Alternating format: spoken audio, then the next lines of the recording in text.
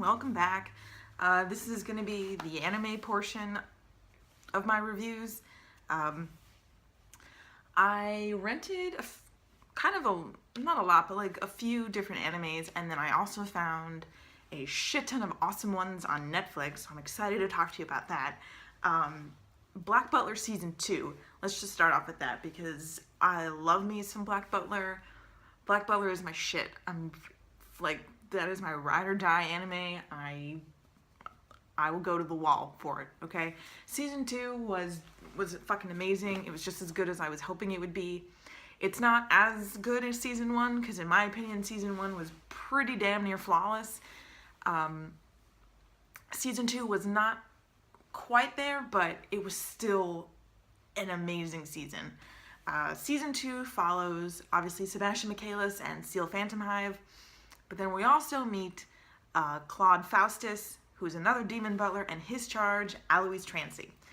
Now, I think one of the great kind of marks of a show is when, or a manga, is when it can make me feel something and make me feel something very strongly. And I hated Alois very strongly. Alois Trancy is a candy-ass bitch. Fuck, that kid was so cold. And I understand that he had a fucked up background and shit, but god damn. Alois just was in a class of his fucking own. Like, he kind of was like Seal, but he was a really great counterpoint to Seal, because he was enough like him, but completely different from him in other ways. So it made for just this really interesting weaving of the two of them. And then Claude and Sebastian are very similar in how they act and things like that. And their fight scenes were everything that I hoped they would be. And watching the anime, it's kind of hard to not be like, both of you, me, maybe, oh, that's right, you're animated, and then you kind of get out of it and just keep watching. But seriously, so fucking good. As much as I hated Alois, they did him pretty dirty in the end. In the end, there, that was cold. It was a cold thing to happen, but he also kind of deserved it. That was kind of his comeuppance, I think, and it was kind of one of those moments where you just kind of shake your head and you pity him and you're sad for him, but then on like the low, you're like, finally, the fucking kid gets what's coming. But yeah, so that was Season 2, and it was so good. Book of Atlantic is out. Still hasn't come here yet, which big surprise. But just knowing that it exists now in the universe makes me happy and very excited to see how they continue the story. And I'm all about like locked room mysteries, like things that take place either on boats, on trains, on planes. Like, I love those types of mysteries that like, and then there were none, or Murder on the Orient Express, fucking killer. And apparently this is set on a boat and it has zombies in it. Like, get to America as quickly as you can, please. That's all I have to say about that. Oh, Tokyo Ghoul Season 1. I didn't cry. I bawled, sobbed, weeped. What was the proper word when pitiful sounds escape from your throat, but you're not actually crying? I'm pretty sure that's sobbing. Yeah, I think weeping involves tears, sobbing just involves the sound. I sobbed like a fucking baby. Like Ken just wanted to go on a date, and so many bad things happen.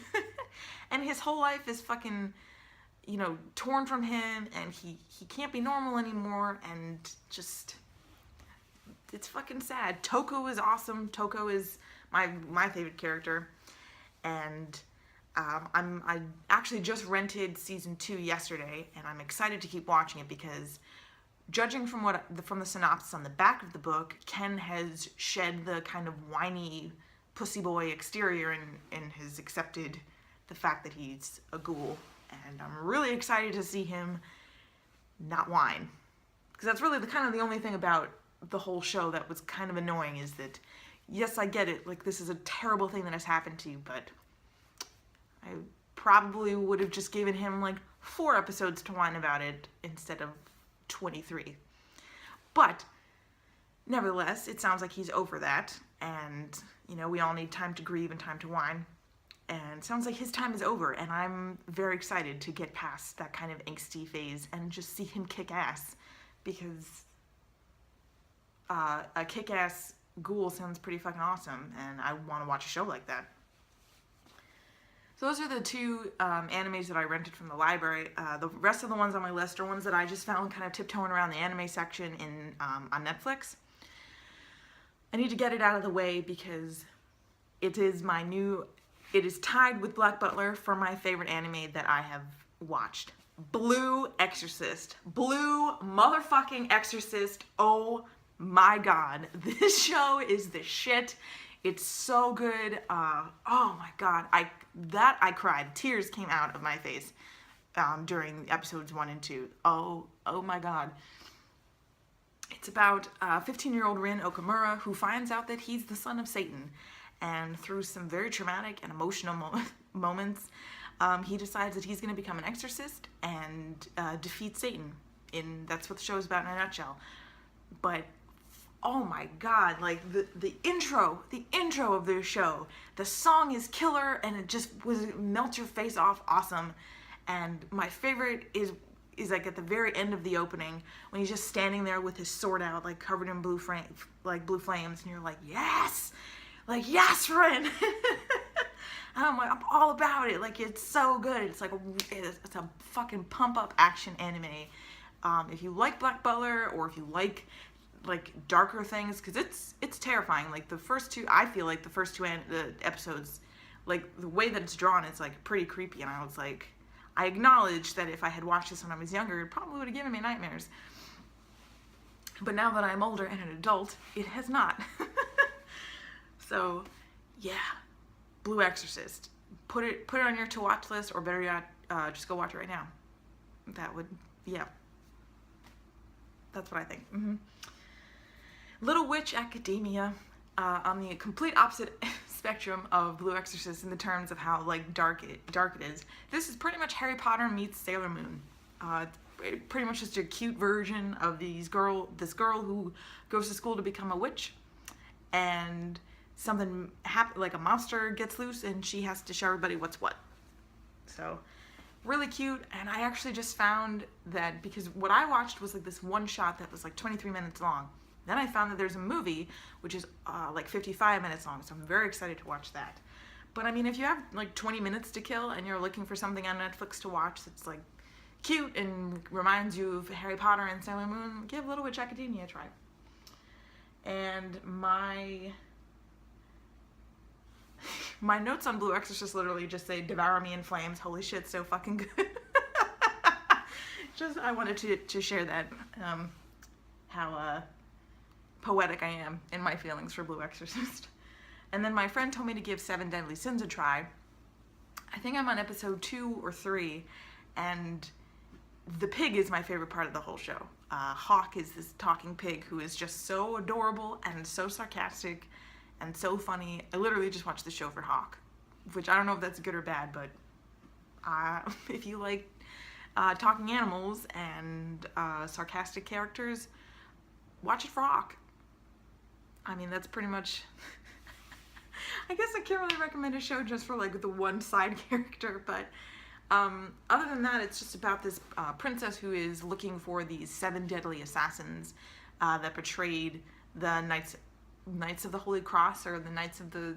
I think that's what they're called, like a fucking shit ton of years ago. And they're the only ones that can stop the insanity that's happening in her kingdom right now. And then there's Hawk. So if you like kind of like quests, animes, and things like that, and kind of like a Game of Thrones feel, I would say give it a shot. It's funny, and again, the pig. Watch for the pig. So yeah, that was all the anime that I found so far. Really so stoked to find Blue Exorcist, and I'm so fucking stoked that season 2 is coming out this year. Apparently Blue Exorcist was made 6 years ago, and I just found out about it like this month, and I don't have to wait 6 years for season 2. can have it so much sooner than everybody else, which both pleases me and makes me feel sad that I don't get to share in that, you know, communal misery, but I'm so excited. No idea when it's coming out or when it's coming to America. However, I think it's sometime in January that it's gonna start airing. So that'll be exciting. And I have no idea when it'll be put on Netflix, but until it is, I'm more than happy to watch it, to watch season 1 on Netflix and watch the other English dubbed. I didn't know it was English dubbed. I found the English dubbed on YouTube and it's actually really good. So I love when shows have really good English dubs because I feel like it's an easier way for my brain to absorb the information when I don't have to read the subtitles as well. And that's how I feel about Black Butler too, is that that's in English and it's like my favorite fucking thing because it's really good in English. It's not like shitty voice actors or things like that. And Blue Exorcist is the same. It's so good. Anyway, I'm gonna stop fucking fangirling over Blue Exorcist because I'm getting ready to throw up in my mouth thinking about me fangirling. So, yeah, thanks for hanging out for part 2. And once again, it is Friday. And once again, I hope that you have fun doing whatever it is that you do on a Friday. Do you have any Friday traditions? I would be interested to know. I always like knowing like if people have like weekly traditions that they do, or, you know, do you always get the same thing to eat on Friday, or is Friday takeout night? What do you do on a Friday? So yeah, thanks for hanging out, and I will see you guys the next time, and yeah, I'll catch you later.